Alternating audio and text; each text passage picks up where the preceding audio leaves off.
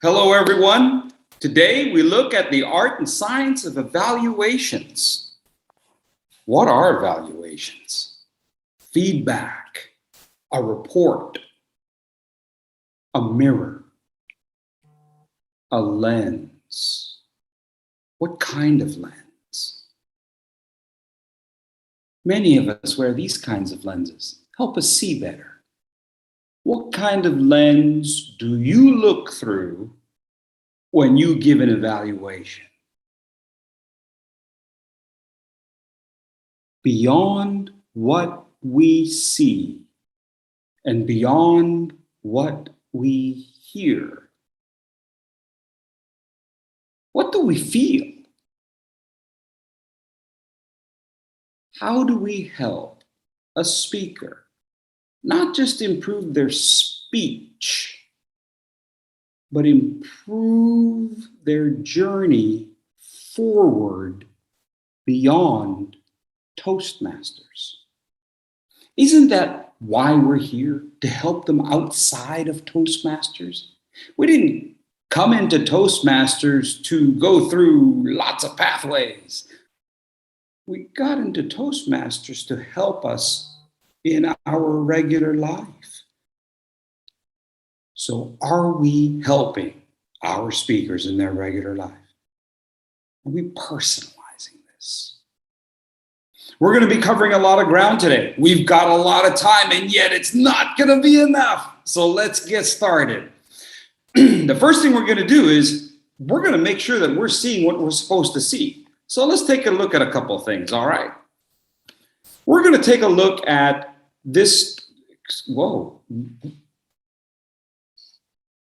There's a lot of things popping up. Okay, all right. We still all here? Everybody still good? Everybody sees this? Fantastic. Good. Let's take a look at this. What do you see? Now, the first thing we have to do is put the camera back on me again. I want to ask you, what do you really see? So many times we make inferences, and there will be a time for that. There will be a time for that. But the first thing we have to do is train ourselves to really see. What are we really seeing? Without inferencing, are we seeing everything we're supposed to see? Let's go back to this group. What do you see? Tell me what you see. Go ahead. You don't even have to raise your hand. Just holler it out there. People talking at the same time. How do we know that? Well, they're looking to each other. Couldn't, and I'm not trying to be difficult, but couldn't they be looking at each other and not talking? Sort of like me and my mother-in-law, we just sort of stare at each other sometimes. I know, I probably just insulted half the room just now. I apologize. But the other half of the room is kind of like laughing, going, yeah. Okay, so how do we know that they're talking? I'm not saying they're not, but how do we know that? They're looking at each other, yes.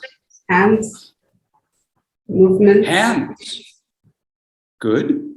What else? What else do you see? What else do you see that is undebatable, not up for discussion? Food. Listening. Food on the table. Food on the table. Good. What else? A cluttered room. A cluttered room. Why do you say cluttered? Because there are things all around the place. It's not organized. They're into different kinds of discussions. It's like different discussions happening at the same point in time. Okay. What points of discussion are there? What different discussions are happening? There is an observer who's standing and listening to them on one side. There's another one on the other end. I'm going to interrupt you for just a second. Is it Shalini? Yes. Excellent. Excellent. I love the fact that you're enthusiastic with your ideas. This is great. How do we know he's listening? His body language and his the position of his face and his body. Because he's looking at them. Yeah. Okay, that's a possibility. I just got to tell you, Shalini, as a teacher, I got students looking at me all day. I'm still not sure they're paying attention. Right? I see what you're saying, though. I see everything that you're saying. But we're not sure that he's really listening. Who knows what he's looking at? Could be eyeing that little food platter. And there was another point that you made, which was not organized. Are we sure it's not organized? What tells us it's not organized? Isn't this the way that he wanted to organize it or she wanted to organize it?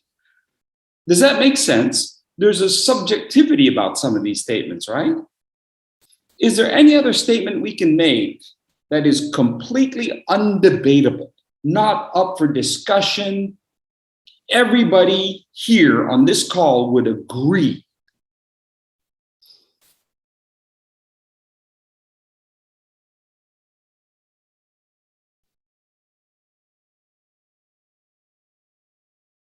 Break it down.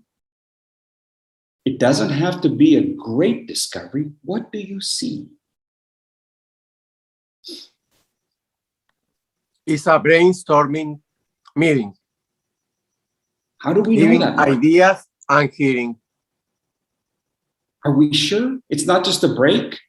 Like, are we sure that it's brainstorming? Because I thought maybe they were in a meeting in the other room and they came in here because this is where they put the food and they're kind of on a break.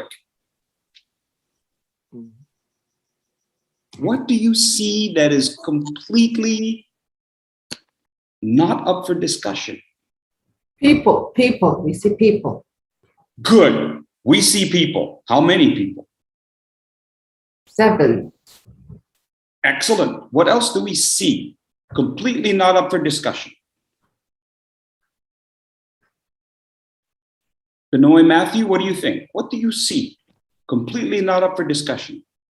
This is a different discussion. Meeting. Different Oh, sorry, discussions Benoit. going on. Different Okay, what discussions tells is you going that? on. What tells you that? I believe that they are having a casual meeting at a tea party after the discussion in the office. They are What- coming for some snack break. So they are very casual and they're just chatting around. What tells you it's casual? The way they are seated and they are talking to each other. I mean, it's not formal way of sitting. That's what I'm assuming, because I can see one person sitting just casually, and Which two people are this guy? talking to each other. The guy at the table, Okay, at facing the towards table. the person who is standing. So that the Okay. way the person is sitting, it doesn't look like, he's sitting in a meeting for a discussion. He's not Okay. concentrating. It's very casual. And the two people sitting behind, they're just chit-chatting with each other, like a friendly talk. So that's what it Okay. looks to me. What I'm getting at is that even a term like casual has a judgment call. Because in different places, casual could mean different things. For example, I say, this is a gesture, yes? This is a hand gesture. Is it a good one or a bad one? It's relative, isn't it? Because remember, on page 3 of the TI evaluation, you have to give a justification for the score that you give people on page 2. On page 2, you score them 1, 2, 3, 4, 5. Because remember, these things aren't binary. It's not he did a gesture, he didn't do a gesture. It's how good were the gestures? Did the gestures engage the audience? Think about eye focus. Oftentimes, that is simply yes, no. We forget 1, 2, 3, 4, 5. What gets a 1? What gets a 5? So these things that we judge must first be identified. So for example, instead of just saying this is a good gesture or a bad gesture, this is a gesture, excuse me, don't worry, I got pants on. This is a gesture that starts at the elbow. What do I mean by that? The elbow is still down at the body. Oh, this is a gesture that only uses the elbow because the wrist is immobile. The fingers are immobile. Now this gesture uses the wrist. This gesture uses the fingers. This gesture matches the voice. This gesture does not match the voice. Make sense? Now, if we can train ourselves to see more objectively, that no one can disagree that this gesture starts at the wrist, then we can move forward with a judgment about it. But first, we have to understand, what is this gesture? Is it too big or too small? That's a judgment, but I can tell you one thing for sure. It's a gesture that's behind me, isn't it? Does this make sense? So part of what we have to do in an evaluation is make sure we're really understanding what are we seeing and what are we hearing. That's going to be the very first thing we have to do as evaluators. Be able to tell a speaker, this is what I saw. This is what I heard. I'm not judging it. I'm telling you, as a mirror, this is what I saw and this is what I heard. Then we can start to move forward. So let's take a look at a couple of things. Oh my gosh, look at this. Oh, is it popping up? It's not popping up. Oh, the screen is being shared. Is that right? Is someone sharing their screen? Nope. I'm not sure why all of a sudden I lost. Sorry. Did it pop up? I have lost my slides. Am I here? Okay, I'm still on, right? Yes, yes. Okay, I'm just trying to figure out why all of a sudden I have, there we go. Look at that. Everybody knows page 1. Everybody know, you're all going, yeah, way to go, dude. We can see technology is not part of your favorite thing. Shrunk on me. Everybody knows page 1. Here's my challenge for you on page 1. Write something down on page 1 that's not on page 2. What do you mean? What I mean is, on page 2, there are all these ratings. Yes, we talked about them just a second ago. You all have seen the evaluation form. I'm hoping you have one in front of you. Take a look at it. 1, 2, 3, 4, 5. It talks about several things. And let's face it, on a TI evaluation, they're kind of generic, aren't they? I mean, I know some of you are thinking, oh no, each evaluation form is different, unique to the project. No, come on. 90% of this is exactly the same from project to project to project. So what's the challenge? To make it personal.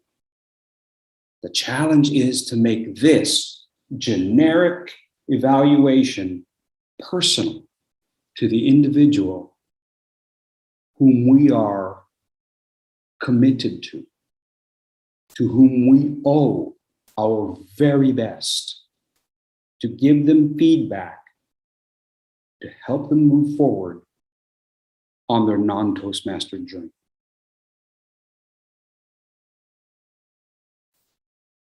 TI encourages us. Find out what the project is. Give them feedback on the project. I think that's great, but I think you ought to go further. I think you should know for sure what's the journey they want to achieve as a Toastmaster and outside of Toastmasters.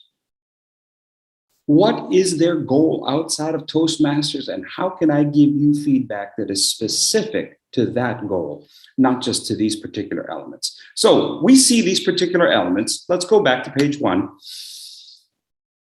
What can we say? What can we say on page 1 that isn't on page 2? This is a challenge. Do you have to do this? No. Does Toastmaster say to do this? No. But you didn't bring me in here to tell you what you could have read in Toastmaster manual, right? Come on. You don't need me to read the manual to you or to tell you what it says in a generic evaluation. So let's take a look at some things that might be on page 1 that's not on page 2. Before we do that, a different way to think about these. Things that they do well, right? Things that they need to work on, and things to challenge them.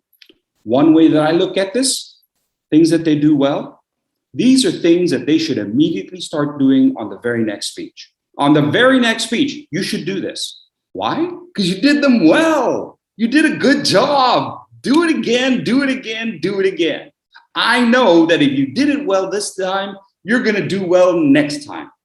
So go ahead, tell them this is what you can do well in your very next speech. Now, the second one, the things to work on, it could take 2 to 3 speeches. You could probably do it on your next speech as well. It might be a very simple thing, like look at the camera, but it might also be something that might take 2 to 3 to maybe 4 times. And that's okay. It's okay to say that you've got to get better at this, but it might take 4 speeches to get there. Things don't happen overnight. The challenge. What is something to challenge your speaker on that might take 8 to 10 times? Might it take a whole pathway to get that good? Yeah. For example, I'd like to work on the resonance of your voice. We don't really talk about the resonance of the voice. We talk about vocal variety, but do we ever talk about the resonance of the voice, the depth of the voice? Not just a lower tone, but a full sounding resonant voice that we can hear all the way into the back of the room, even at a whisper. Does this make sense? What are we really hearing? What are we really seeing? The challenge, something that might take 5 to 10 speeches. Doesn't make it not valuable. It's still valuable, but it's a long-term goal. Just a different way to look at it. We talked about this 1 through 5. It could be a 4. It could be a 2. How many times have you caught yourself not really understanding the difference between a 2 and a 3? How many times have you thought, oh my gosh, they're just a dynamite speaker. 5, 5, 5, 5, 5. Come on, man. Really? Yes, they're a good speaker. They impressed you, but did they really engage you completely? Did they really use eye focus to engage you? Now you're thinking, what do you mean use eye focus to engage me? Are you checking? I know, we're on Zoom. How can you check? Maybe I can't see exactly what you're doing, although right now I'm seeing a whole lot of closed cameras. Is everybody cooking dinner? Anybody there? Anybody? Anybody? Bueller? I do see you. Look at that. I'm looking in the camera and I see you when you're in the back corner. Okay, how are we really engaging with the audience? With our eye focus. Did you know that you could look into the camera with your head tilted? Do you see what I mean? It's not just the eyeball, it's our demeanor with our eye focus. Engaging the audience is our primary task as a speaker. We must give our speakers the feedback they need to increase engagement at every level. Eye focus is not binary. Meaning, yes, you had eye focus. No, you didn't. You had eye focus at the beginning, but then at the end, when you got nervous about your speech, you started looking at your speech. or you started looking away. Or once you started showing your slides, you stopped looking at the camera and you started looking at the slides and now you're looking at the back of your head. The combination of eye focus and gestures allows me to engage my audience and yet point out what needs to be pointed out on a PowerPoint. Yes? Think about gestures again. The easiest thing to see. Are the gestures always the same? Are they always the same? Are we always doing this? Now that we've stepped out from behind the lectern, is this what we do? Or are they maybe asymmetrical? Oh my gosh, can we say that? Yes, your gestures were asymmetrical. And that was great because it allowed you so much more variety. As opposed to, we are going to be great. Or how about this gesture? I love this gesture. Excuse me, I love making fun of this gesture. This gesture, right? Those of you who've seen me before, you know what this gesture is, right? Forklift. I'm a forklift. Beep, beep, beep, beep. I am here to serve you. A what? A message? Think about it. What do palms up really tell us? What does this really subliminally communicate to an audience? Subliminally. Say that 5 times fast. What does it communicate? I got nothing. You want to go into a speech and do this? I got nothing. I'm your new boss, your new CEO, and I'm here to tell you that you're in good hands. Really? You got nothing. Everybody's thinking you got nothing. Your hands are up. If you go to a casino, what does the dealer do? I got nothing. We have to do more. We have to train our speakers by giving them feedback on their gestures. Are their palms out? Are their palms in? Are their movements inclusive? Are their movements exclusive? Are the movements using all of the space within the Zoom space? Or as they moved in, were their hands out of camera range? Fishies going by in an aquarium. We have to be able to give our speakers all the feedback we can. And that means we've got to eyeball everything they do, including what they're doing with their hands.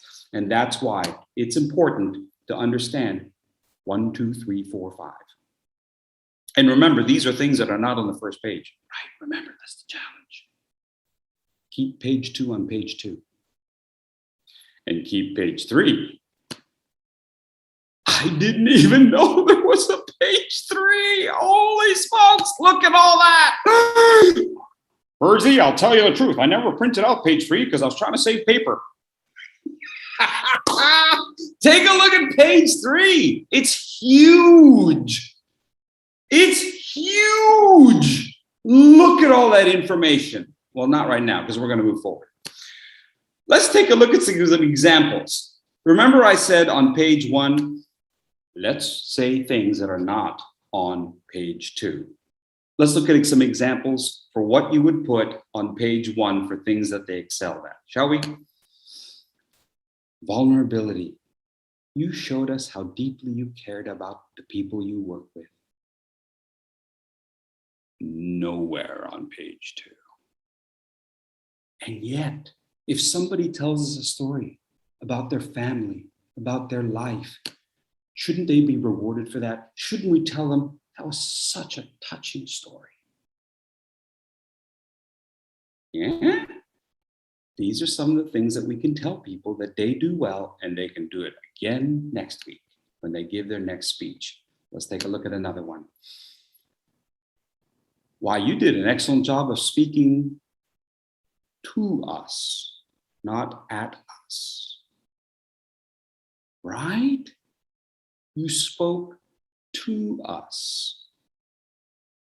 Very simple to highlight. Very simple for somebody to recreate. To us, not at us. I love this one. I'm going to hold it up like a platter. Moving on. Not moving on. Now moving on. Shouldn't we reward people for their warmth? Look at that. Warmth. We have warmth.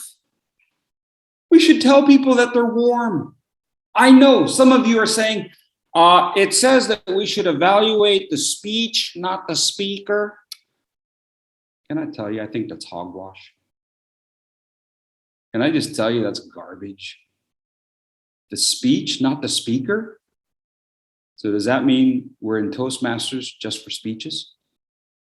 Not leadership quality? If we're going to help people become better leaders, they better be warm people, because no one likes to follow a jerk. Be real.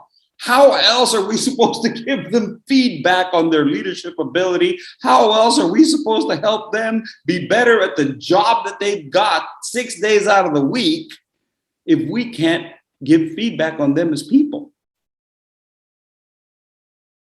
Right. I know.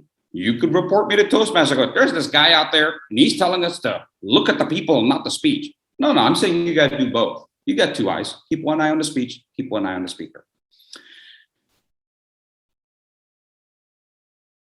Your energy.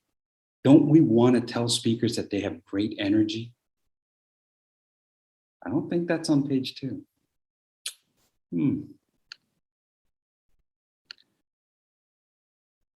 Things to work on. Please elaborate on 1 or 2 stories with the details of why they are important. More details in the stories. This is something they can work on. It might take 2 to 3 speeches, but this is something they can work on. Take a look at this. A pivot point. What? What is a pivot point when you're not in basketball? A pivot point. In most speeches, there is a point where the speech starts out in one direction and then goes in another. Even in a table topic. Right around the time that the green light comes on, you can pivot and take a story in an opposite way. Like when you do a compare and contrast. You compare it to one thing and then you pivot.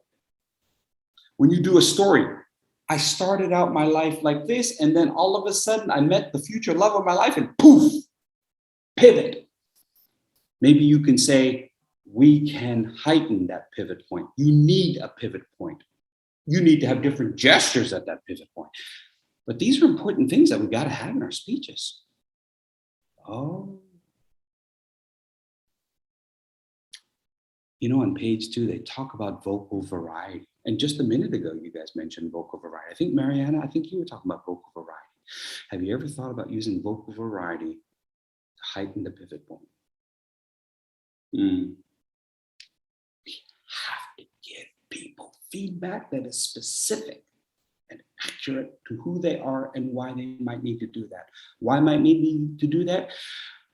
Because sometimes when we're speaking to a group of people at our work, there are times when we're speaking to everyone, everybody did a great job, but hey, you, assistant chief, you were especially remarkable.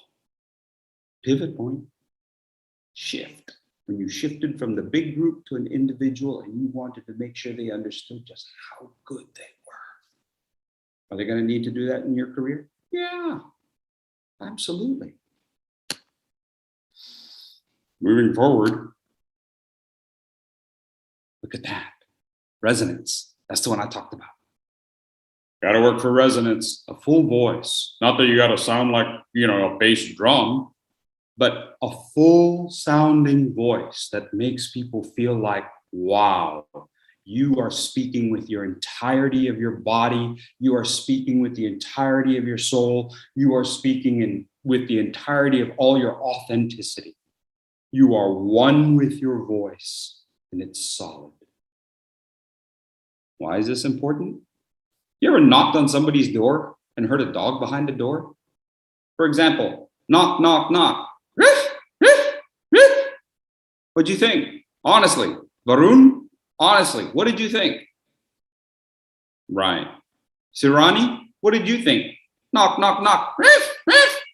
And you thought, man, that little thing is going to start nipping at me, right? And it's going to be irritating. Some of you might even have some other darker thoughts. Don't do it. SPCA will be after you. But what happens if you knock on the door? Knock, knock, knock. Oof. Whoa. Whoa, hang on. I'm going to back up a little bit. Somebody get that dog, right? There's a resonance to that voice. There's a resonance to that bark that makes us think this is serious. The same thing with when we speak. What are we really hearing? Are we hearing the stress in their voice as they speak? What are we really, really hearing? Are we hearing them stress the beginning of the sentence, but not the end of the sentence? Because the stress should be at the end of the sentence. Why? Because 90% of the time, the most important word in a sentence is towards the end. Think about poetry. The important words are at the end. If they weren't at the end, you would have stopped speaking. You would have cut the sentence short because you made your point. Are we building to the end of their sentence? I heard this speaker once. He was a terrific speaker, but he would say sentences like this. We are at the most important part of our life. We must be great. We must take care of each other. So the beginning started off so well. We must, and then we must what? What? We must what? All he needed to know is build to the end of the line and try not to stress the pronoun because this pronoun doesn't tell us as much. It'll tell us a little, but the end of the sentence, far more important. Just that little bit of feedback is going to make that individual go from good to great. He's going to be an amazing speaker. Right after I told him that you need to stress the end of the line. Anybody could have told him that, except for somebody picky like me. Let's take a look at what else we're looking at. What do you want us to do with this information? What do you want us to do with this information? This is the kind of challenge we can give an individual speaker. Not just have a point, but give us something to do. Tell us what you want us to do, even if it is an icebreaker. Listen, you know that whole thing of there are 3 different kinds of speeches. There's an informative speech, and then there's a persuasive speech, and then there's the speech you give at a eulogy, whatever. I don't think there is such a thing as an informative speech. I'm going to let you think about that for a second. Okay, second's up. I don't really think there is such a thing as an informative speech. Every speech is a persuasive speech. Every speech. Even if all you're doing is giving data to your boss. Don't you want your boss to believe you? Right? How many times have you said, boss, I've done the research. This is the data. I don't care whether you believe it or not. Well, that's probably not such a great job. If you don't care, I'd kind of like for you to care. I've asked people to give me research and give me data. I'd kind of like to have them believe in it. Otherwise, why did you give it to your boss? Instead of believing you, they believe somebody else. And now they got the promotion. And what do you got? Nothing. You do it. So even if all you're doing is giving data, your data has to persuade people that this company is on the right path. Every speech is a persuasive speech. You're giving the eulogy. What are you trying to do? Convince everybody that the guy in the ground is really a good guy. Right? You're going to persuade us. It's up there. Because it makes us feel better. Every speech is a persuasive speech. I think. I don't know. What do I know? I don't have such a good haircut. Find the greater meaning. What is the lesson that you can apply to work with your clients? I said this to somebody once. He did an amazing speech. This guy was a great speaker. He talked about running, that he goes running and he gets his energy up and he has all this fantastic. And I'm telling you, I saw this dude and he has great technique with his audience, even on Zoom. Great technique with the audience. And I asked him ahead of time, what do you want to do with this? What do you want to do with Toastmasters? I feel, well, I want to be a CEO of a bigger company. Like right now, he's like a manager of a smaller company, wants to be CEO of a bigger company, yada, yada, yada. And I said, dude, you have great people skills. You talk to us rather than at us. Great energy. You talked about a fantastic little thing called running. And then you even talked about a little bit of mental focus as you run. Imagine if you could take that speech about running, which is a uniquely individual thing, meaning this is something that you do in your life, and you were to pull a universal truth out of it. Mental focus. Seeing things through to the end. Finish your race. Challenge yourself. Now imagine being able to motivate a group of people that work with you along the same lines as the way you motivate yourself. Apply your speech to your job. This is how you take the thing that you already do so well and then apply it, and boom, you're scaling your talent. Had another guy in my club. He wants to go into insurance business. Great. You want to know what you ought to do? Every time we throw a table topic at you, you should answer the question and then somehow apply it to insurance. Because, sir, you're going to be doing table topics your whole life over lunch, in an elevator, while you're waiting for the bus. And every single one of those people you talk to is a potential client. So let's not just talk about, so which would you prefer, a pizza or a burger? Link it somehow to the fact that both of those are going to give you more cholesterol, yada, yada, yada, and you ought to get my insurance. I don't know because I eat both, too much of it. But he does. So what do you want outside of Toastmasters, and how can I give you feedback that moves you forward? Have you ever noticed how many people leave Toastmasters? Have you ever asked yourself why? I always ask people, why'd you join Toastmasters? But 99% of the time, it's the same answer. Except for idiots like me. Most people answer, I want to be a better speaker. Really, most people do. So what then? After they become a good speaker, they finish a pathway, they leave Toastmasters? Why?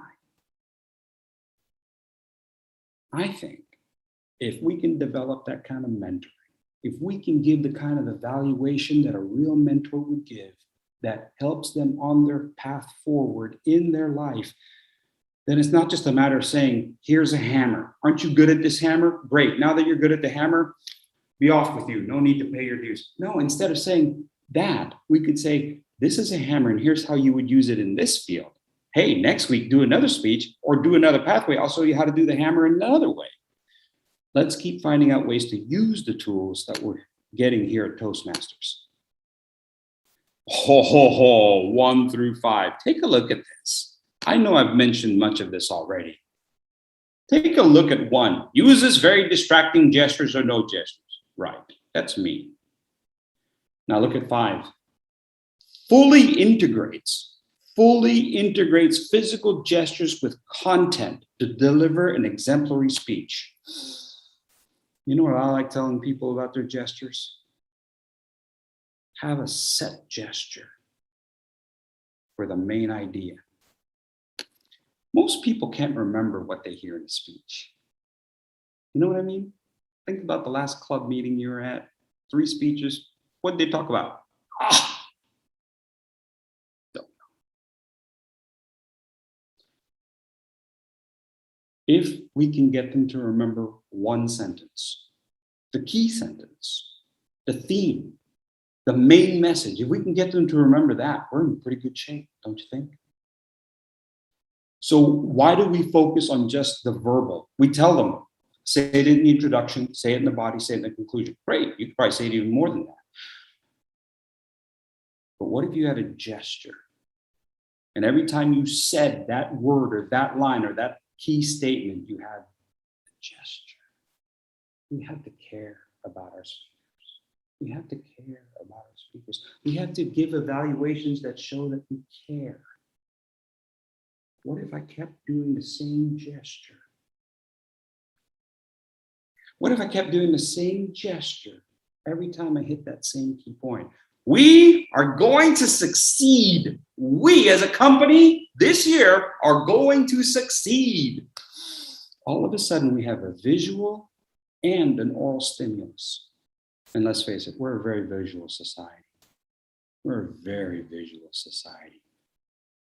That's how we can use our gestures. So when we're rating our people and we're saying, I could only give you a 3. Well, how am I going to get to a 5? Match your gesture with what you're saying. You can have soft gestures when you speak softly, and you can have more dynamic gestures when you speak dynamically. Just a thought. Or, but wait, there's more.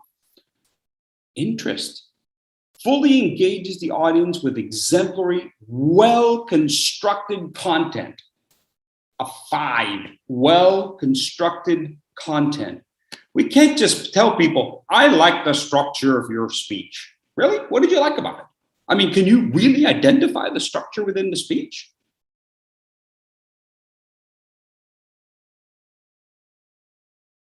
Let's take, for example, an icebreaker. Now that we're in this whole pathways thing, and you can have 4 or 5 icebreakers, even though you've been in Toastmasters for 4 or 5 years, we can score the icebreaker, okay? Are we just giving icebreakers in chronological order? Is that really the best way to organize a speech? Is that really the best structure for a speech chronologically? Or couldn't we let it weave? Couldn't we organize somebody's life according to a theme? The foods they enjoy. They have traveled from this country to this country and moved from this place to that place. Why not talk about food in those places? Isn't that still going to tell us about that individual rather than I started here and then I went there and then I went over here and then I went and did that? Oh. Come on now. Every speech is a persuasive speech. Persuade us that you're going to be fun to be around. Tell us something really cool about you. Don't worry about the beginning. We don't care. We want to know what's cool about you now. And if you can't tell us what's cool about you now, then come talk to me a week before you give the speech. I'll get to know you and I'll tell you what I think is cool about you. That's what I do with my kids all the time. The hardest question I ever ask my kids, tell me what you're good at. But you could do that to most adults too. Tell me what you're good at. I have a bachelor's degree and then I did high school and then, come on now, what are you good at? You love your kids? That's something you're good at. It's okay to say that. It's okay to give a speech about how much you love your kids. You know? These are some of the things that we can give each other feedback on, making it personal and making sure that our speakers know we are with them all the way through this Toastmaster journey.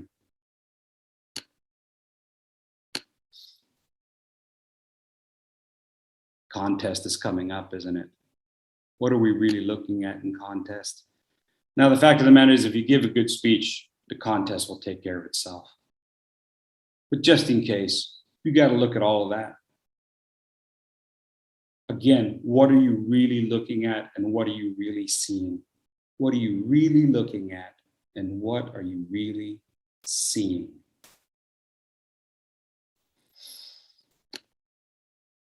So now we're all going to watch a speech. Not our gifted speaker who's coming up here in just a few minutes, but I'm going to show you my friend. This is my friend Tom. Now, my friend Tom, he just opened up a restaurant. Okay, he just took over being a manager of a restaurant. So he's kind of like, I'm opening it up and I'm going to name it. So here's my friend Tom Morrow. I know, I thought that was pretty cute. Okay, so what I'd like for you to do is to pick one of the categories in the evaluation form. Just one. Pick gestures, pitch organization, pitch vocal variety. I want you to pick one and score Tom, thank you, timer, score Tom according to 1, 2, 3, 4, 5 in that one thing. I want you to tell Tom something that he did well and something that you think Tom can do better within that category. I know it's kind of a challenge. I'm going to try to keep you within the category. So this is my friend Tom Morrow, and he has just opened up a restaurant, and he's going to give a speech about talking to his customers, because he's not really good about talking to customers. I mean, he didn't have a career talking to people before, but now he's in a business where he has to talk to people. You know, like when the owner comes out and says, hi, how's the meal? So everybody ready? Everybody has their evaluation forms. Please welcome to the stage, Tom Morrow.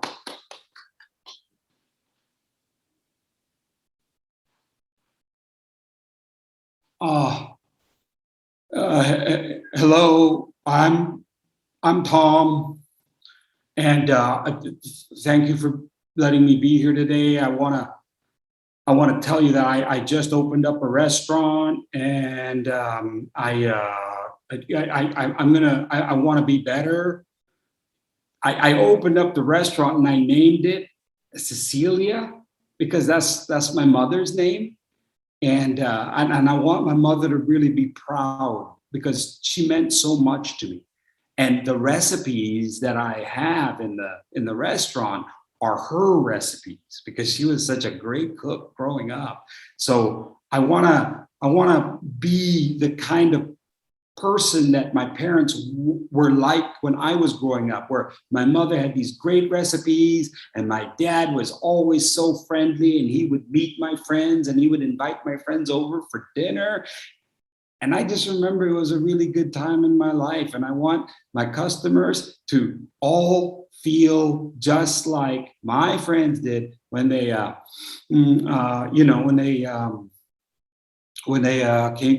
came over for dinner. So I that's what I want. Whoa. Is that my time? Okay, thank you for listening to me. My name is Tom Morrow. Yes, my parents had a really good sense of humor. Thank you. All right, very good. Great job, Tom, very good. He's gonna give that speech again tomorrow. Okay, who'd like to evaluate Tom? Something that he did well and something that he has an opportunity to grow. Yes, I'm challenging you to make it personal. I'm challenging you to stay within one category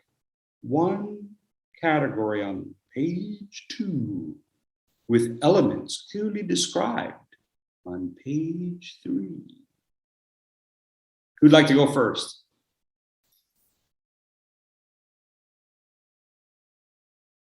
I think there's only 3 of us here.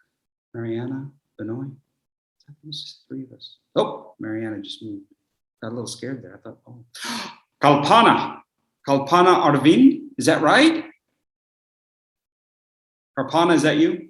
Yes, sir. Long time listener, first time caller? Great. Okay. Kalpana, what do you have to say about Tom? And you don't have to fill up 3 minutes. You can give us like 30 seconds or 1 minute. Okay. Mr. Tom, he was very good with his eye contact.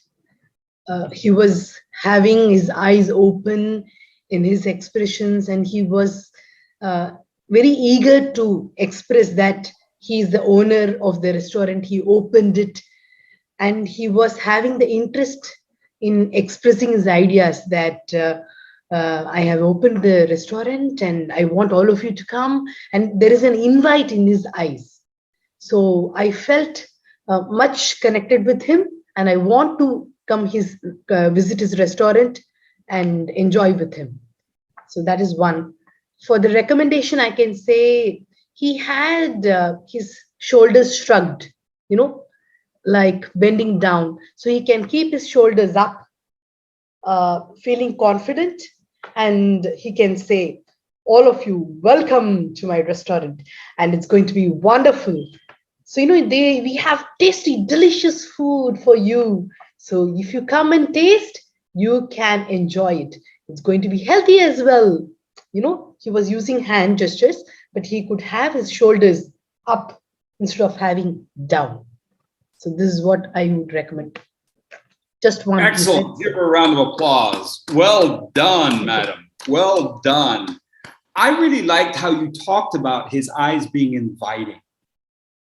No one's ever said anything about my eyes before. I mean, Tom's eyes, just really, we're two different people. It's one of the beautiful things about being schizophrenic. No, so I don't know which joke I just irritated more people on, that one or the mother-in-law joke. Okay, so I appreciated how you mentioned that, and you talked about the shoulders, and you even demonstrated the shoulders, right? And how he's going to invite people at the table. Great job. Can I talk about shoulders real quick? It is key. In gesturing, the shoulders are key. The good gestures begin at the shoulders. I mean, quite literally, the shoulders are between the brain and the hand. The message goes through the shoulder. And yet we forget about the shoulders, right? We're right there at the elbow, forklift, beep, beep, beep, right? Yeah, everybody remember that? So the idea that you mentioned the shoulders, key. If you can help a speaker understand the presence of their shoulders, huge. Because all of a sudden, when they gestures are immense. Just because they're targeting your shoulders. Well done. Thank you. Well done. Well done. Well done. Next. Who would like to go next? Wow. Was that too much? It's too much. It's too much, isn't it? We're close to Halloween. You always know when you're close to Halloween. The kids like, and of course the stores with all the candy. That's ridiculous. Blood sugar spiking. Bindu? Are you there, Bindu? Bindu, if you're there, move some furniture. Okay. Seance. Bindu, would you like to try an evaluation? I don't mean to put you on the spot. Then again, I did. It doesn't say that you're muted, but it sounds like you're muted.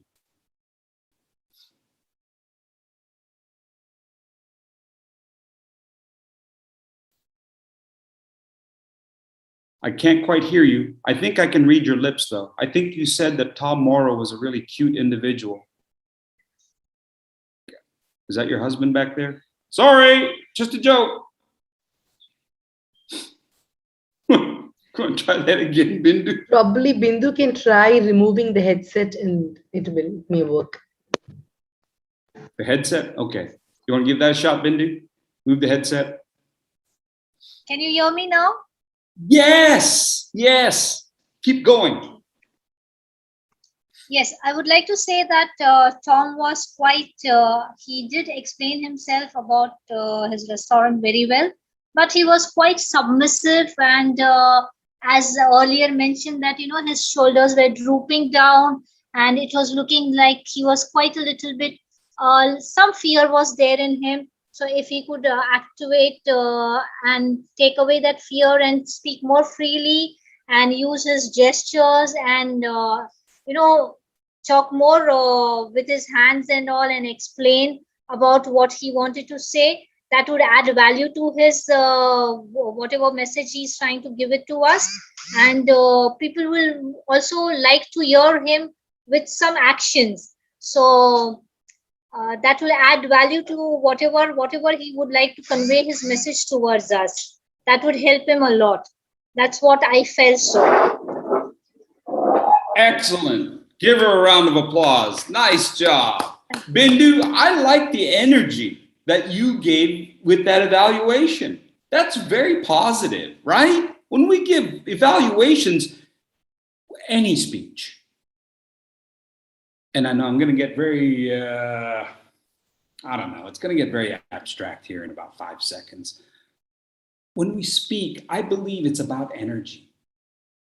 You know, it's about being able to transfer your energy to somebody else, to an audience. And what you just did there, Bindu, was transfer your energy to the speaker. And I liked your ideas about the gestures, and then you built on the prior evaluation, talking about the shoulders. You built on that, you added on that. That was terrific. I also like what you said about Tom being such a handsome individual. I think that was probably the best piece of evaluation you gave. That's terrific. That's good. That's good. I like that. I think we should write that down. Excellent. Who else would like to give one?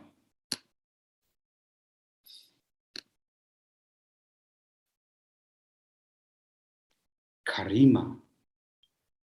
I could see Toastmaster Avil Pinto raising his hand. Oh, yes. Thank you. I beg your pardon. Avil Pinto? Yes. Am I saying that right? Yes, Excellent. absolutely. Toastmaster Pinto. Am I loud and clear?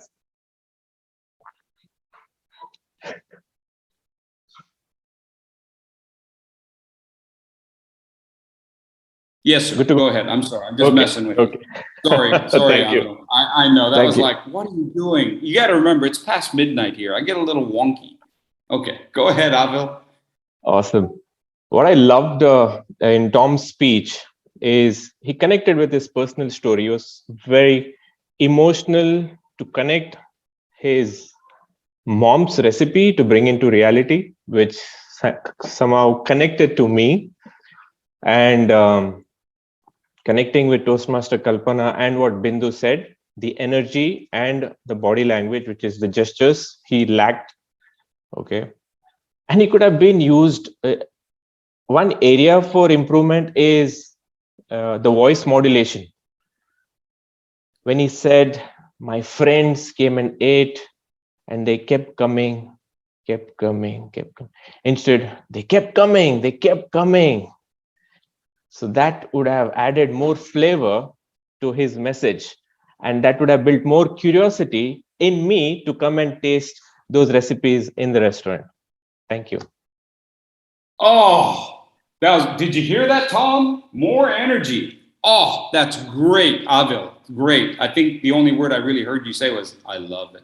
Okay, no, Avil, that was terrific. I love your energy, Avil. Again, your energy, and then you demonstrated the build in intensity. Perfect thing to put on page 1, right? Because they don't talk about that on page 2. That build in intensity that you could have, and that was terrific. I like that. And then you said some magical words that you would come eat at the restaurant, right? To build the energy to get me to come eat at the restaurant, that you would be more likely to. Tying the speech to the objectives that they have in their life. Not just the objectives of the project, but the objectives they have in their life. Sir, nailed it. Bing! Fantastic. I think everyone was able to identify some very key things, and everyone was able to channel some things into what Tom would need to be successful in real life. And ultimately, that's what we're all here for. Ultimately. And it doesn't take long. It doesn't take much to ask someone what is it that they want to achieve. Like the next speaker, the next target speaker. And I asked her, right? What do you want to achieve outside Toastmasters? To be a speaker. So when we give her evaluation here in just a few moments, that's what we got to think about. Not just the speech that she's going to give, but where she is on her journey. And how do we encourage her to continue on that journey? Because that's what's going to keep her coming back. Because now she's engaged. Now she's got people here who care about her as an individual and not just a speaker. Yes? It's not that we've given her some tools and now she can go on with life. It's that we keep showing her how to keep using those tools by making these evaluations specific. We make them personal and we're accurate. We have to get away from those broad stroke evaluations where we say, oh, you're so good. I can't imagine being as good as you are. And I'm not saying they're not good. But what was it about their speech that was so good? Can you pinpoint it? Was it because when they spoke, they could speak privately and to a large group? Because even if you're in Zoom and there's only one microphone, if I have an audience of one person, I will speak to you one way. If I have an audience of 5 to 10, I'll speak to you another way.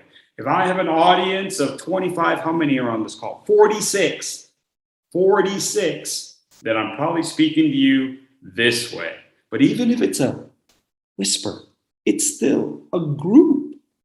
As opposed to, well, hey, how you doing? How you doing? You all right? Yeah. Hey, listen, I really enjoyed your feedback. Because your feedback to Tom, it was personal. That was good. See, that's me one-on-one, right? Because if I started speaking like this to Avel when there's only two of us, he'd be like, Furesy, what's wrong with you? Just talk to me. Make it personal, right? So we have to tailor everything when we speak as speakers, and when we give evaluations, we can acknowledge that. We can acknowledge that in the speaker and go one more step. As evaluators, you can speak directly to the speaker. This is what you need, but you can also speak to the group. Hey, everybody, one of the things that Abdul did so well was yada, yada, yada. And I think we could all benefit. When Kalpana talked about the eyes and inviting, I think this is something we could all do as speakers. So thank you, Tom, for demonstrating that. Thank you, Kalpana, for talking to everybody about that. And this could be on everybody's to-do list for their very next speech, right? We can make a lesson out of it, even 30 seconds worth, to make sure that the entire group is engaged into what you're talking about. And I'm not saying that just because I have a bias, because I'm a teacher and I got to make sure that everyone learns. But there is a group of people in the room. It's not just the speaker, and we have to engage them. Why?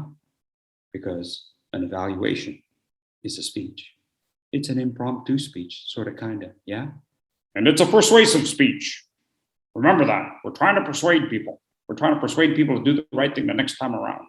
So I hope all of these different things put together start to give you something to work on. I hope that you can see how we can all be a little bit better with what we're really seeing, what we're really hearing.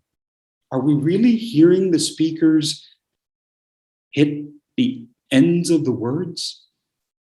You know, when it says voice clarity, is it really clear? Are we really hearing the ends of the words? Or maybe we could give them feedback like, when you had those really emotional moments, lengthen the vowel sounds. Vowels, consonants, they do different things. Vowels, consonants, they do different things. Vowels communicate emotion. Consonants communicate thought, rational, logic. So if it's a logical speech, you know, logos, right? Hit the consonants. But if you're using pathos, an emotional argument, a story about your mother's cooking, lengthen the vowel sounds. Would that be on page 2 or page 1? As long as you care about the speaker, that's the most important thing. Because remember, They don't care how much you know until they know how much you care. They don't care how much you know until they know how much you care. And that's what's going to keep them coming back, because you cared. We can all do that. Doesn't matter whether you're on your icebreaker or you're on your fifth pathway. If you care, the speaker's going to appreciate it. Back to you, Madam Toastmaster. Thank you so much, Toastmaster Furesy, for that informative educational. I think we've all been blown away with the ideas you've been giving us today, and it's just such an experience to see and witness how you deliver your educational. It's a journey, and I found that fabulous. I've learned about gestures, exclusive, inclusive. I've heard about eye focus, pivot. I had never heard of that. It's a total new concept to me.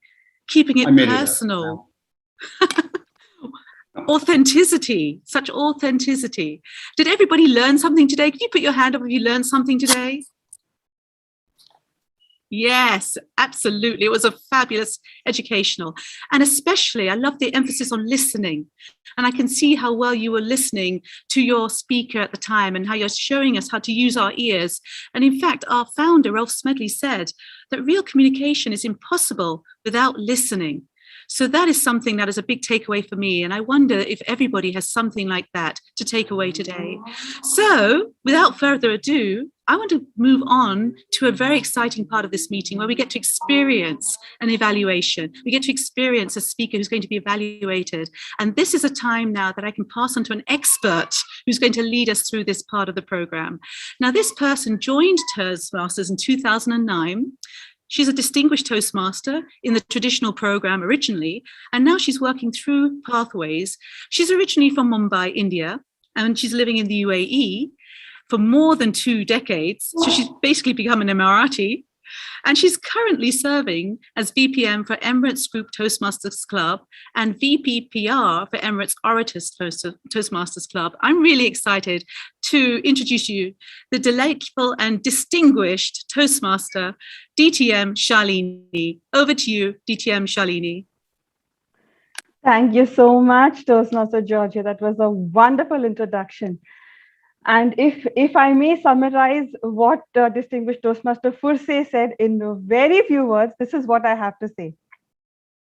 You made me use my eyes with my lens to see things more better, more objectively, and to speak with more resonance, because I am excited to be here this evening.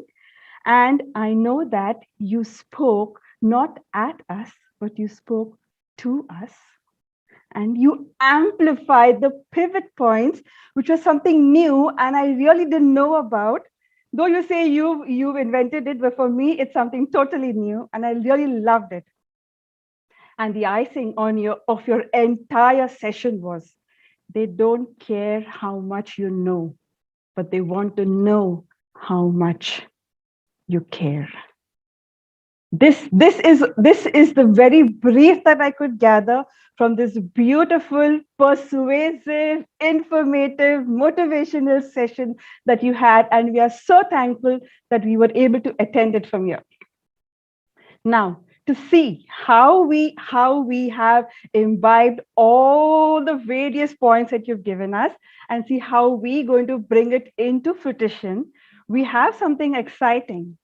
We have a speaker who will be delivering her speech, and we also have 3 evaluators who will be evaluating the speaker's speech. I have messaged the evaluators so they know that they're going to be evaluating her speech. Before I introduce our mystery speaker or our speaker, let me tell you something about her. This Toastmaster says she was made in Pakistan, assembled in the UAE, and joined Toastmasters in 2014. Why? Because she wanted to see her picture in the local magazine. And lo, she is now serving as the VPE for Be Bold for Change Toastmasters Club and the Assistant Area Director for Program Quality, Area 32, Division I. And today, she will be attempting her speech from the Visionary Communication track part. The project speech is on evaluation and feedback. Evaluators, please note, the purpose of her speech is for the member to present a speech on any topic, receive feedback, and apply the feedback to a second speech. The purpose of the speech is for the member to present a speech and receive feedback from the evaluator.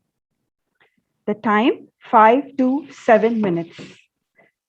Before I bring Toastmaster Mahar onto the stage, onto the screen, this is the speech title, Toastmaster Mahar, back to your manufacturer settings. Back to your manufacturer settings, Toastmaster Mahar.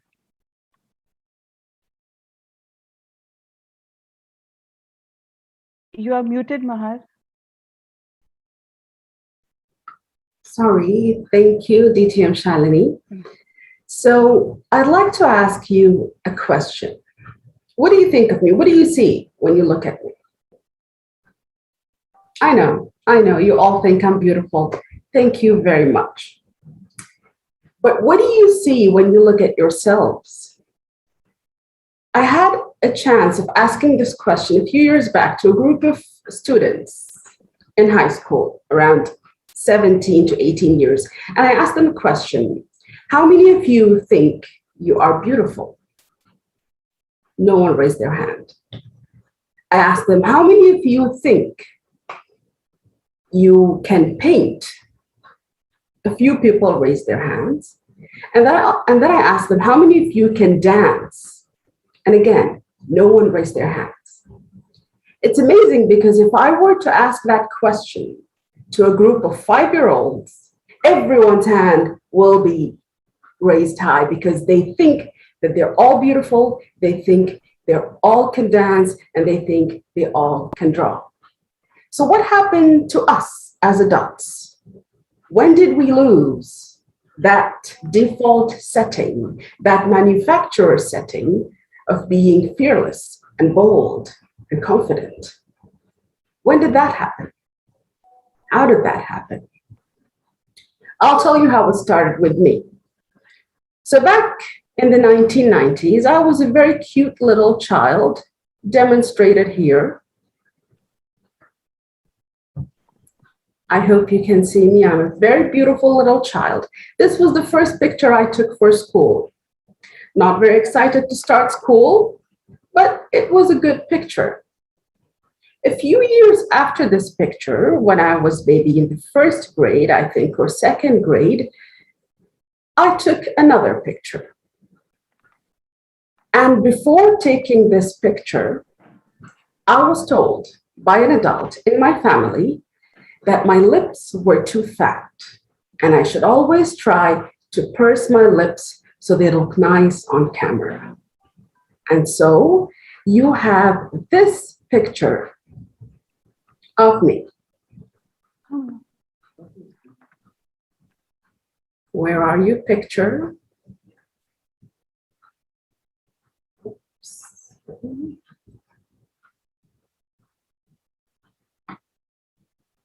That's the picture. You see the little girl there?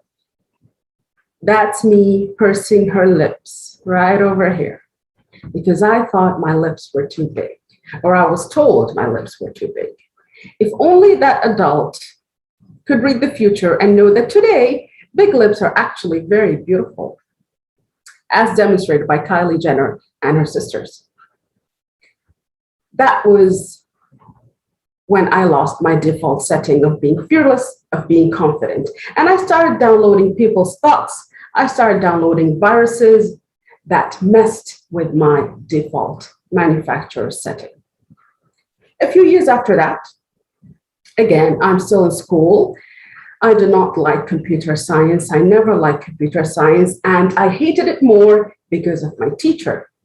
So this teacher, she got very angry at me and she said, you're not good for anything. I think, why don't you should tell your parents that you want to leave school and get married. Okay, ma'am, I don't want to be married, but I just don't like your class. Now that's what I would have liked to say, but that's what I said to myself. And that was another virus that I downloaded from that teacher.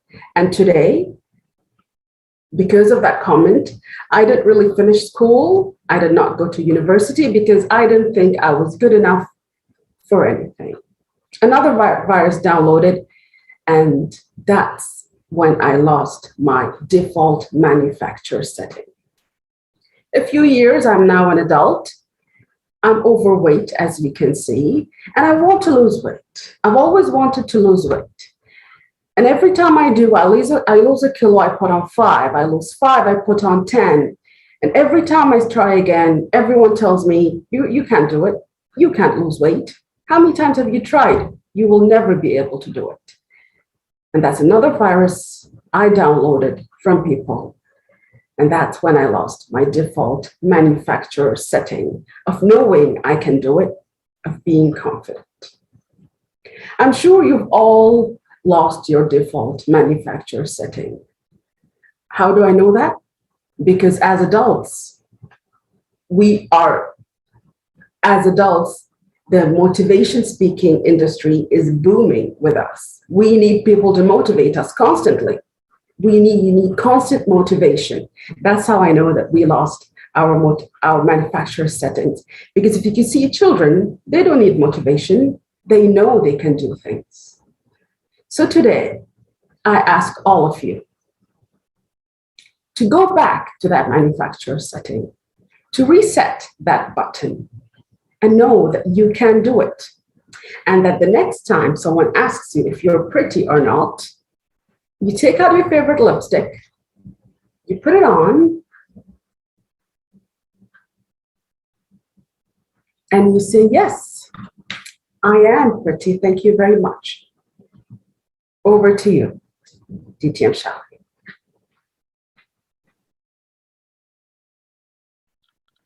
Thank you, Toastmaster Mahar. That was a wonderful speech. And now we will have our Zoom master, Toastmaster Binoy, to take the 3 evaluators into the breakout room. Yeah. And just please confirm once it's done. Yeah, thank you.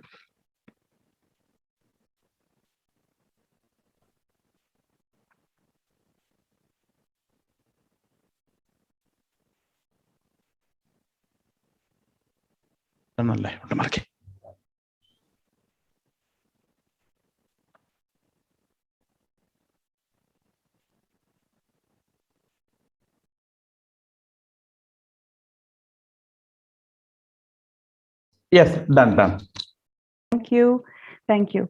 And now, whilst the evaluators are putting their thoughts onto paper, we have some wonderful questions that we've got from our very attentive Toastmasters who've been listening to DTM Furesy session.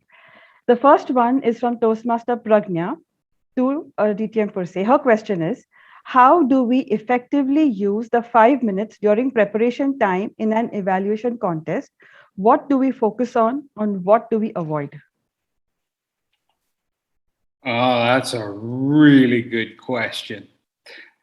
One of the first things you want to do is get to the point where you don't have to go up there with a piece of paper. I know, that's really hard. Try to group that information. You've got all these different data points, right? When you're looking at somebody and hearing them, you've got all these data points. What you want to do is put that into some kind of context.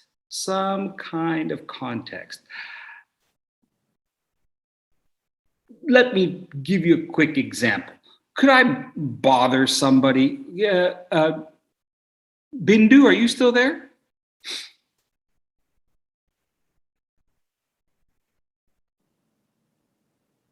Okay, Bindu, can you hear me? Okay. Hey, listen, can I play a game with you? I'm going to ask you I'm going to ask you 2 questions. The first one, you're going to fail. Yeah, that was fun. And then the second time, you're going to be perfect. All right? Are you okay to do that?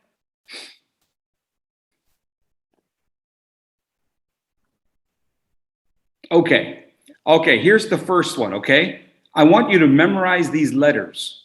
I'm going to give you a bunch of letters and I want you to memorize it. Ready? Here we go.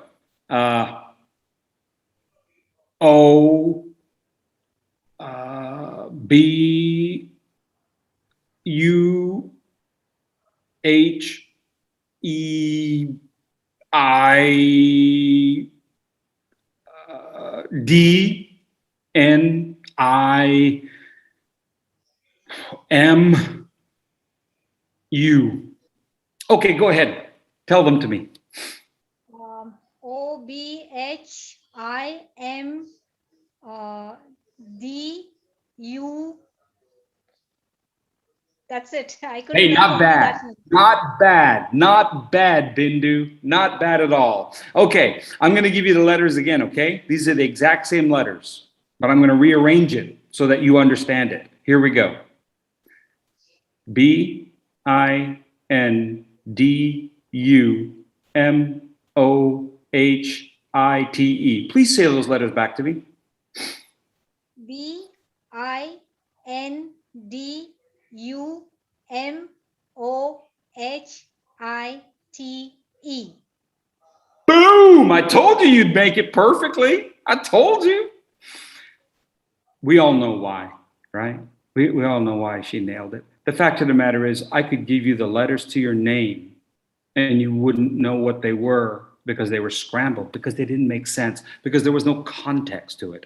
So when you are in that room for 5 minutes, you're trying to take those key elements, which you already know, because you had 5 to 7 minutes to write it down, right? Part of the 5 to 7 minutes that you're listening to speaker, you should already be thinking, here are the main things I'm going to hit. So your brain is doing 2 things at one time. You're writing everything down and you're already thinking, how am I going to organize this? Then in the 5 minutes, you're putting everything into context. And so when you come out and you give the speech of your life, and the speech of your life is in 3 minutes to inspire this person and teach the audience something, put all this information in some kind of context that they can take with them. I get it. And when the audience takes it all and puts it into context and put its meaning out of it, you're golden. I hope that made sense. Thank you, Bindu. I appreciate you suffering at my hands twice tonight. Next question, or if I don't know if we have time, that took a long. Sorry about that.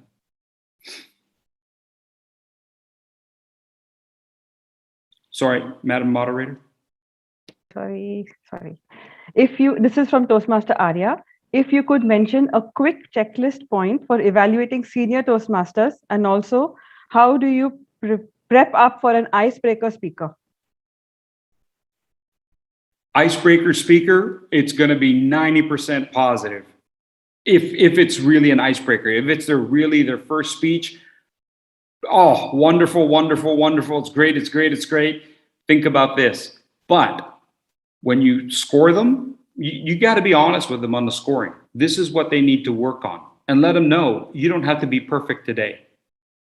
You just have to be better one step next time, right? Just be a little bit better next time. And same thing with a veteran speaker. We're trying to help them get just a little bit better because you might be representing a new audience. And every speaker has to adjust to every single new audience. The children I teach today are different than the children I taught 25 years ago. I can't do the same thing, except for that one little joke that I do. That always works. But listen, you have to keep changing with your audiences. So at the very least, you can give them a different audience and say, I didn't get that reference. We don't have phones that plug into the wall anymore. So you can give them that kind of feedback as a fresh audience member. You can do that honestly. 1 degree. Help people get better by 1 degree. You know what a degree is, right? Not just in terms of direction, 45 degrees, 90 degrees, but at what temperature does water boil? Well, it depends on whether you're speaking in American or Canadian, right? So, does everybody get that joke? Okay, so some of you did. Some of you, you're like, what? 100 degrees Celsius, water boils. At 99 degrees, you got nothing. At 99 degrees, all you have is hot water. At 100 degrees, you have steam. When you have steam, you have the steam engine. If you have the steam engine, you move mountains, you move oceans. 1 degree. Help that speaker move up 1 degree. Even the veteran speakers, just 1 more degree. That gets them magical. You don't have to move them all the way to a steam engine to 100. You were 1 degree. The next evaluator, 1 degree. Another evaluator, another degree. And then you keep moving on your journey.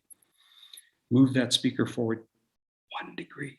And you've done part of your job. You've done your job. And get them to come back and do some more. Sorry, that's it. Thank you, Madam Moderator. Thank you. I don't know whether we have time for one more question. I will keep it short. Okay. Very good. Beginning and ending of the evaluation speech. How can that be reworked upon or pre-prepared? Pre-prepared. How do you, yeah. Beginning When and you end. have your context, you start off with something great, come back to it, bookend it. Whatever it is that you started with, come back to it. You started with something very strong, and I'm not saying you have to have a sandwich method. I'm just saying whatever great thing that you saw in them, give that image.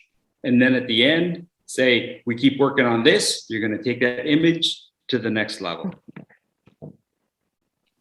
Thank you. Thank you, ETM Furesy. Timer, do we have time or are we up? Yeah, we are on time. Wow. So we don't have much time. Okay, fine. Thank you. Okay. Okay, then with that, I will hand. First, Shalini, first evaluator is out. If we can find Martin. Yes. Okay. We have 3 evaluators this evening who will be evaluating Toastmaster Mahar's speech. Our first evaluator this evening is Toastmaster Martin. Toastmaster Martin, yeah. Over to you. Sorry, DTM Shalini, he is not here yet because of some issues, like they have joined back again. So I'll let you know once he is back. Oh, okay. Do we have Kalpana? All evaluators are in breakout room, so give me a few seconds, please. Okay, fine. And regarding the timing for the evaluation, yeah, I need to tell once they're back, it will be 2 minutes. 1.52. So yeah, once they're back, I'll just give them a brief. Thank you.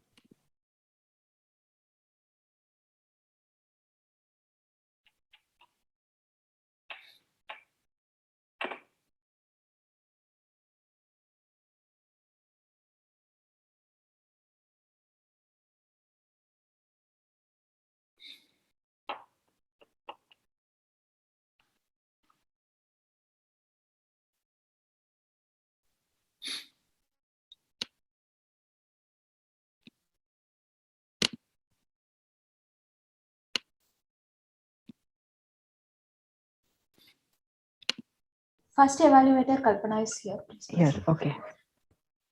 Okay. We have our first evaluator this evening who will be evaluating Toastmaster Mahar's speech. Evaluator number 1, Toastmaster Kalpana. Toastmaster Kalpana, over to you. Before that, Toastmaster Kalpana, you're on mute, and the timing is 1.52. 1.5 and I just saw in the chat like it should be 3 minutes. So then I can make it 3 minutes. It's okay. Okay, fine. So okay. It'll be 2.53. Done. Okay. Okay. You're on mute, Toastmaster Kalpana. We can't hear you. Can you hear me now? Yep. Probably the battery is gone. Okay. Am I good to go? Am I audible? Okay.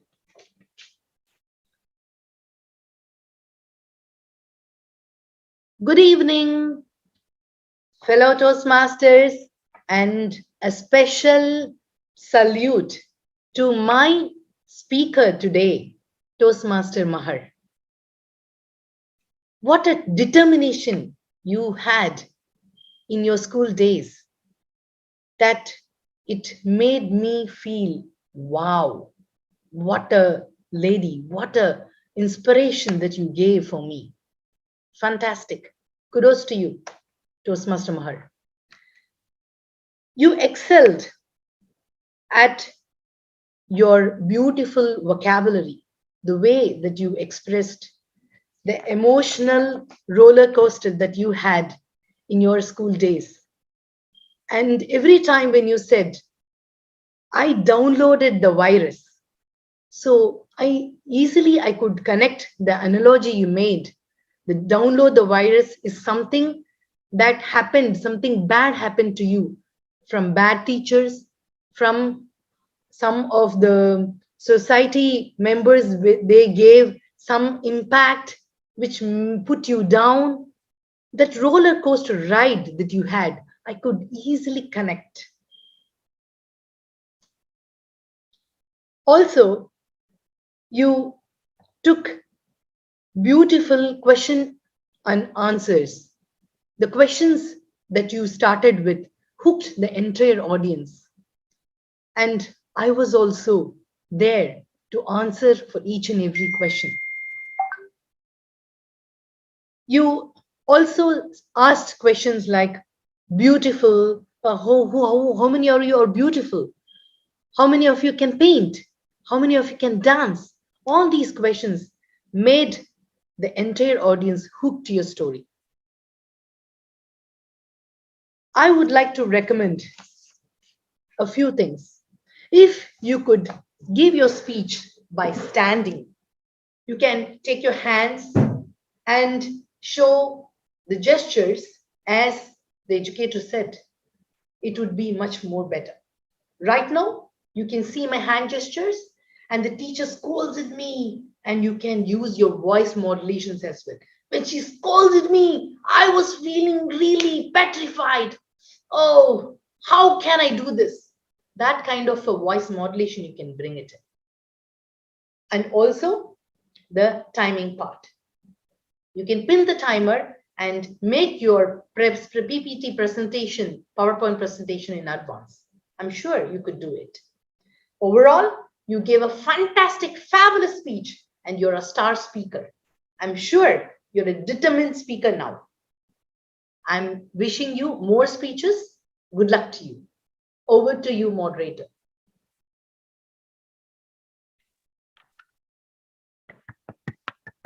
Thank you, Toastmaster Kalpana. Is Toastmaster Martin in? Yes. We have our second evaluator who will be evaluating Toastmaster Mahar's speech. Evaluator number 2, Toastmaster Martin. Toastmaster Martin, over to you. Mahar, what a wonderful and relatable speech, especially when you show your kindergarten ID, because with that, at least with me, it made me remind me of my childhood. And I think that also your audience enjoy that and reminding their time of kindergarten. You were excellent with facial expressions. They were really good. But I think that your audience will enjoy more if you use the body language. For example, I don't have light and all that because it was a surprise. But for example, with here, we could watch your body language, and it say that 65% of our communication is also body language. I told you, you are excellent with facial expressions and you are really relatable with your audience. But if you use also with your body language, I think that your audience will be more engaged with your speech. You were great, but I'm telling you just a way that you can also increase the message with your audience.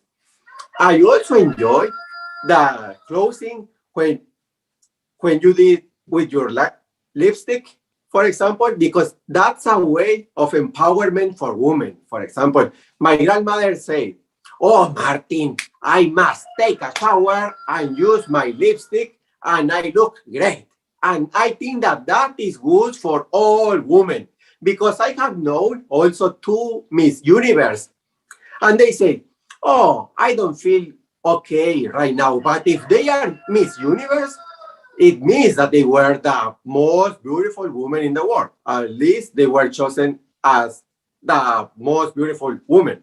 And sometimes, like, they are down and they don't feel like that. And one, for example, from Venezuela, I told her, "Hey, and why now you are using casual clothes?" "Oh, Martin, that's because I must change from good good clothes to more or less, because if all the time I'm wearing properly clothes, people is going to get used to how we are getting dressed, and we are not going to pay attention." So it was a good way for you to catch the attention of women in this case. But I think that if you also use your body language, because I told you, when you speak about dance, for example, your body, I think that it will be almost dancing when you are speaking. I'm really sure about that, because with your facial expression, it seems like you can dance. That's why I think that you can encourage all of us with all your speech if you also use your body language. I think that is going to be more engaging. And that's the challenge that I will do for you. That next time, instead of just being sitting down, to be wake up and do your speech. I think that you are going to be great. And I hope to hear you next time.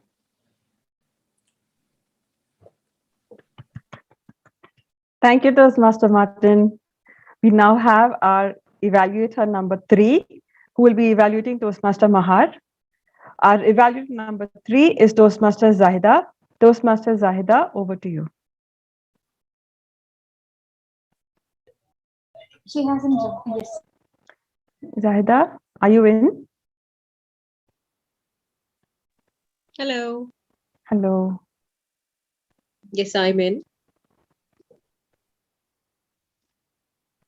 Over to you. Thank you. Hello, everyone. And hello, Mahar. Knowing you from Be Bold group, I know you always come up with different speeches. And just like this time, it was a very different one. In the beginning, you had me really thinking why you selected this topic called back to your manufacturing settings. And it kept me wondering why you actually selected that. But later, when I heard more and more of it coming, when you shared your pictures of 1990, and then you talked about the lips being fat and not coming in the camera, pressing your lips, that's when I actually got to feel that, okay, she's talking about the actual parts, the manufactured parts. And then gradually you moved on, and actually I started creating a checklist. Would you believe that? I made a checklist. Okay, yes, she talked about her lips and she used to press her lips, but then she knew that lips are in fashion, and she, like, again, I ticked it, yes. So she is very confident with her lips, tick mark. Then what about the teacher's comment? Again, tick mark. Overweight, can't lose, but she lost, yes, tick mark. So on and so forth, and it was a very enjoyable, I kept it dripping all the way throughout, a very enjoyable session with you. I'm very glad to hear the things you brought out and which are actually happening, and not many of us are accepting it. And mostly people go for a reset, a proper reset, rather than working on their what do you say, hindrances themselves. People actually go to the clinics for a reset, but glad you didn't do that and you stick to your original and work on that original. So you have given us very, very inspiring lines, especially the last one where you mentioned, I'm sure you all lost your default manufacturing settings, but press the reset button, which is your own reset button, and there you go. So very encouraging talk and a very, very encouraging and motivating speech that you have given today. Very beautifully put together, and that's all I'm going to say. I was glad to hear that. Actually, I was glad to hear something, and I knew from the beginning, right from the beginning, something new is coming from you. So there you go. As always, you're different, and nothing more to say. If everything was good, I liked it all. The way you mentioned, the way you said, and a little glitched or switching on to the photos that you were showing us in the beginning. But other than that, I felt everything was good, and voice modulation was also very well connected with the audience and yourself. Thank you, and over to you. Thank you, Toastmaster Ajeetha. That brings us to the end of our evaluators evaluating our speaker this evening, and we would like to hear from distinguished Toastmaster Furesy as to how our evaluators performed in their evaluation and where could we have improved in our evaluation. Over to you, DTM Furesy. Thank you. I am going to stand, and I do believe that every time we speak, we need to just get used to standing, whether you are the target speaker or the evaluator, as two of our evaluators did. Thank you, evaluators. Well done. Thank you, target speaker. Great job. Great job on the speech. I can see why sometimes it was so hard to come up with something to tell you to improve on, because Mahar was fantastic. Evaluator number 1, Kalpana. Very nice list of things that you told her. Inspiration, excel, beautiful vocabulary, emotional roller coaster, downloaded the virus, bad teachers, I could easily connect, ask questions, hooked on your story. So many nice things you said. Very well done. I like that. Gonna build her up, and that was terrific. Keep working to transition when we go into the recommendations. It's always hard. I have a hard time how to transition into the recommendations. If you can find a thematic way to do that, it's very nice. If you can master that. And sometimes we all have a way to transition into the recommendations, and then we simply apply it from evaluation to evaluation. Let's see if we can find a smooth way to do that. I like the fact that you talked about the standing, you talked about the great gestures. I like the pivot, but still strong all the way through, meaning you stood up in the middle of it and you said, hey, it would be great if you did that. I do wonder what would happen if you stood up at the beginning. But boy, you stood up at just the right time. I will say that. It'd be 50-50 on what I wanted to do. The impact on the audience might be a way to also give your speaker something else to work on. The impact on her audience and what her different audiences are. What do you think? What are the different audiences that your target speaker will have in her future? Not just for the speech, but in her future. Because the things that she talked about were in a particular context, and I felt like you acknowledged some of that with that emotional roller coaster. So where else can she take her audience with that? Give that example of what she could do as a speaker. I think that would flow with what you were talking about. So thank you, Kalpana. I appreciate it. Very nice ideas. I can see where you really do love your speakers, and they are going to feel really good when they get an evaluation from you. Martin, great energy, great facial expressions. You stood up as well, and you got right to it. Martin, you didn't waste any time. And that was good, because you had a lot to say that was apart from the individual elements of the speech itself. Instead, you went to her in a greater context. Very nice. I mean, I think it was within about 45 seconds that you went straight into the recommendations and you were already talking about lipstick. Fascinating. Great way to approach the speech, talking about lipstick. At first, I was like, oh no, Martin, I don't know about that. I don't know what they're talking about lipstick. It's going to be good. But then you linked it to your grandmother. Good stroke. Very nice. Very nice. Everybody's got a grandmother. It's a great story. I did wonder if we went a little too far on the stories, because then you went from the grandmother to two Miss Universes. So I get what you were trying to go for. I just wondered if maybe we went a little far and maybe we need to come back to the speaker sooner. If we need to talk a little bit more about what the speaker should have gotten from the lipstick and from your grandmother, and then where she's going to go in her future. Yeah, because she's going to give, because our speaker's going to give speeches that aren't necessarily always about lipstick, but refocus it back on the speaker a little bit earlier. Almost dancing when you are speaking. What a beautiful phrase, Martin. And I watched the people in the audience. They like that. And I watched our target speaker and just beaming when you talked about that. So Martin, I think you really nailed something there. So I appreciate that even late in your evaluation, you were still able to give like golden nugget, you know. That's really nice, because at that point we start to like, ooh, where's he gonna go?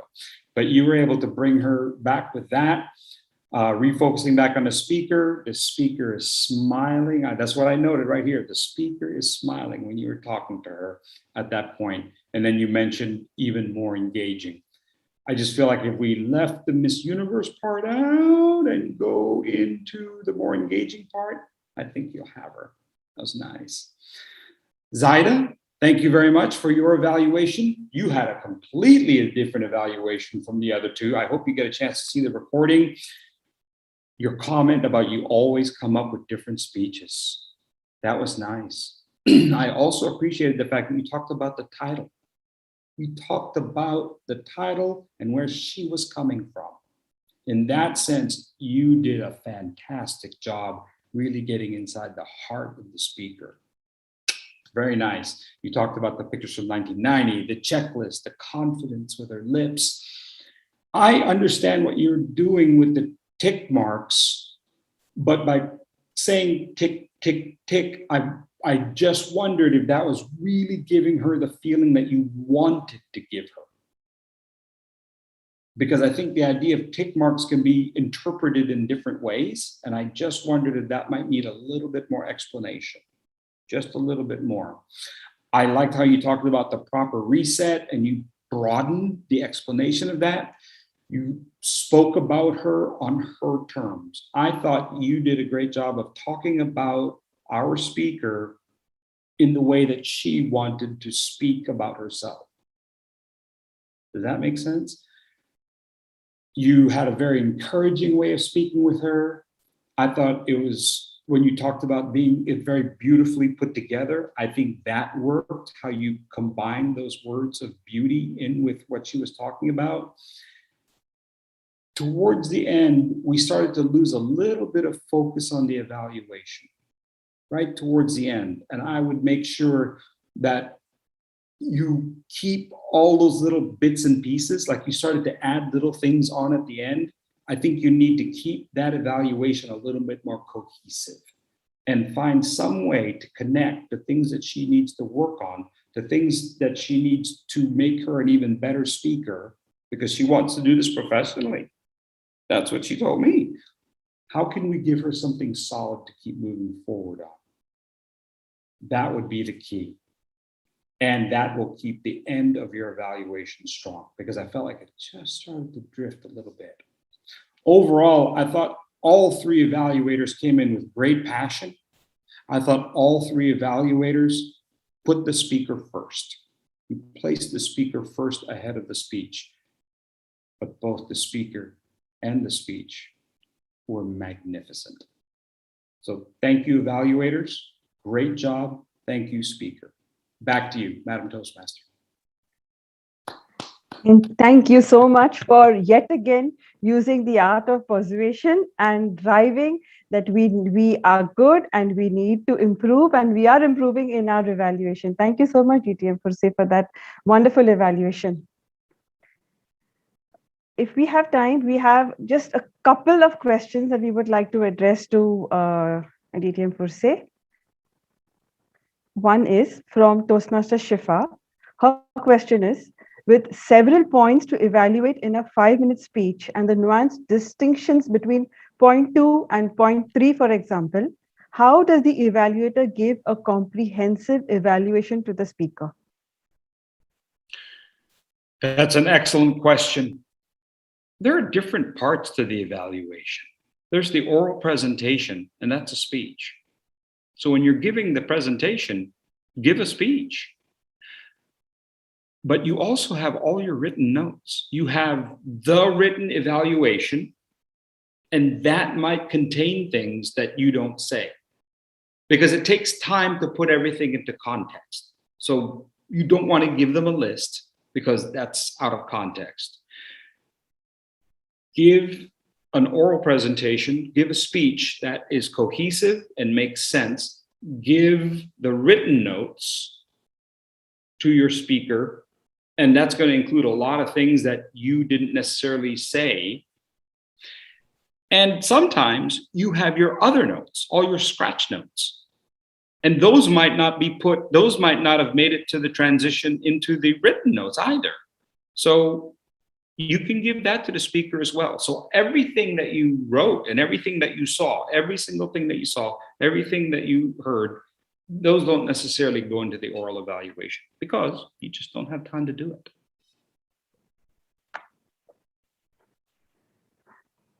It's a combination of different things that you've got to put together at that point in time. Thank you so much. Yes, and I must say that our audience has not only been very attentive, they have also been very observant, because we have this question from Toastmaster Kanchana, who says, distinguished Toastmaster Furesy did his presentation in a very different way, where we could see both the presenter and the slide. How did you do that? the little slides that kept coming up, that's Prezi, P-R-E-Z. Okay. So you create your PowerPoint and then you use Prezi and it sucks it into and then it just starts popping up. Oh, it's a lot of fun. Okay. Thank you so much. Thank you so much. That brings us to the end of our question session. And I have a question. Yes, sure. DTM Furesy, I have a question. Say, when we give evaluation, sometimes we are directing the speaker. Say, for example, Toastmaster Mahar, you gave this fantastic, something like that. But some mentors, they say that we should not directly say, but we have to use the third person. Toastmaster Mahar, she did this.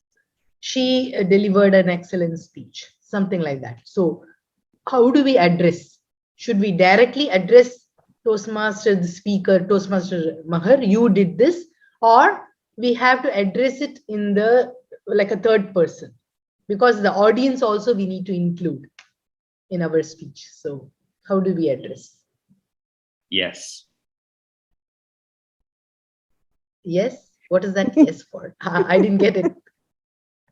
Yes, you have to address the speaker directly and say, you did a great job and you could do better at this and you'd be wonderful and you're going to be fantastic. Hey, everybody, we can also learn from these great things. So you can speak about her first person directly and you can speak into third. I would use a combination of both every time. Oh, combination. So that the audience also we are addressing to, at the same time giving an impact that we are giving a positive feedback to the speaker. In a regular evaluation, absolutely, because everyone is there to learn.